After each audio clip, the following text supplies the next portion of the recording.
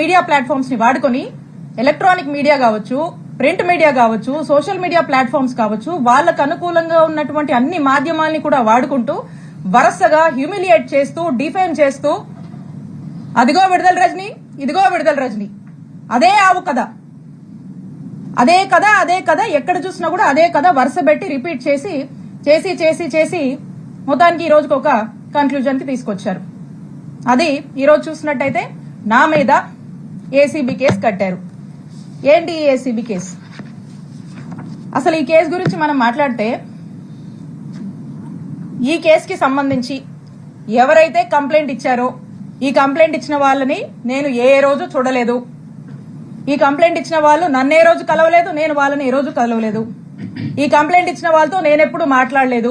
ఈ కంప్లైంట్ ఇచ్చిన వాళ్ళకి నాకు అసలుకి నో గివ్ అండ్ టేక్, ఏ మాత్రం కూడా వీళ్ళతో నాకు సంబంధం లేదు. వీళ్ళు అల్లినటువంటి కట్టు కథకు నాకు ఎటువంటి సంబంధం లేదు. అయినప్పటికీ కూడా ఒక కట్టు కథ అల్లి ఈ ఓరల్ బేస్డ్ ఆధారాలని బేస్ చేసుకుని ఈ రోజున ఏసీబీ కేసు నమోదు చేశారు. నేను మళ్ళా స్పష్టం చేస్తా ఉన్నాను, వీళ్ళెవరో ఏంటో, వీళ్ళ వేరబౌట్స్, వీళ్ళ బిజినెస్ ఏది కూడా నాకు తెలీదు, నాకు సంబంధం లేదు. ఈ కేసుకి నాకు ఎటువంటి సంబంధం లేదు.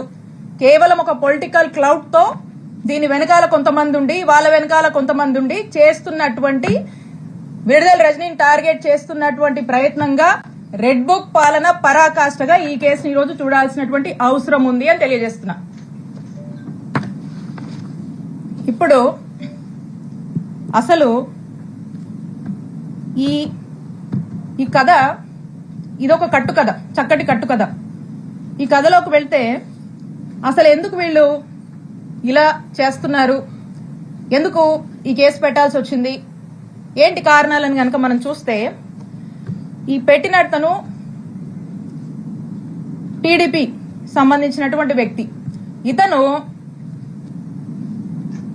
ఇతను ఈ కథకి వీళ్ళని ముందుండి నడపడానికి గల కారణం ఒక డైరెక్టర్ ఉన్నాడు.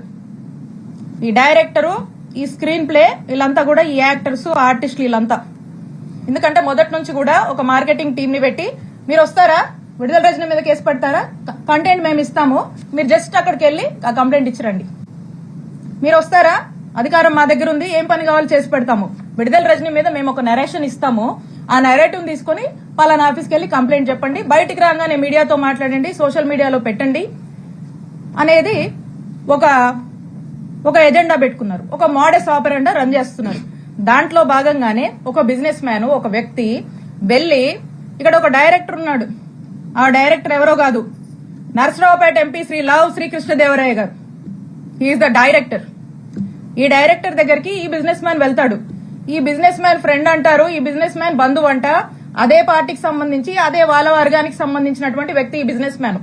ఈ బిజినెస్ మ్యాన్ వెళ్లి అతనికి ఏవో బిల్లులు కావాలి, అతనికి ఉన్నటువంటి పెనాల్టీస్ వేవ్ ఆఫ్ చేయాలి, అతను యథేచ్ఛగా వ్యాపారం చేసుకోవడానికి అతని సపోర్ట్ కావాలని అతన్ని అడిగితే, ఇతనికి డైరెక్టర్ గారు అన్నాను కదా కృష్ణదేవరాయ గారు, ఇతనికి ఇల్లీగల్ గా ఎట్లంటే అట్లా వ్యాపారం చేసుకోవడానికి, ఇల్లీగల్ వ్యాపారం ఇష్టం వచ్చినట్టుగా చేసుకోవడానికి, ఎదురే లేకుండా వ్యాపారం చేసుకోవడానికి సహకరిస్తానని హామీ ఇస్తూ కృష్ణదేవరాయ గారు ఈ బిజినెస్ మ్యాన్ ని ఒక కోరిక కోరుతారు.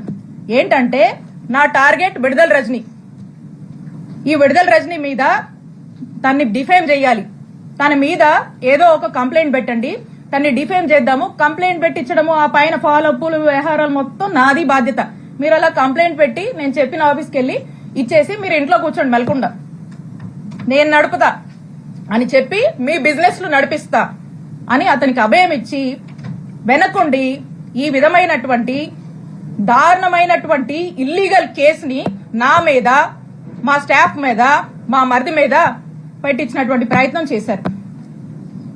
అసలు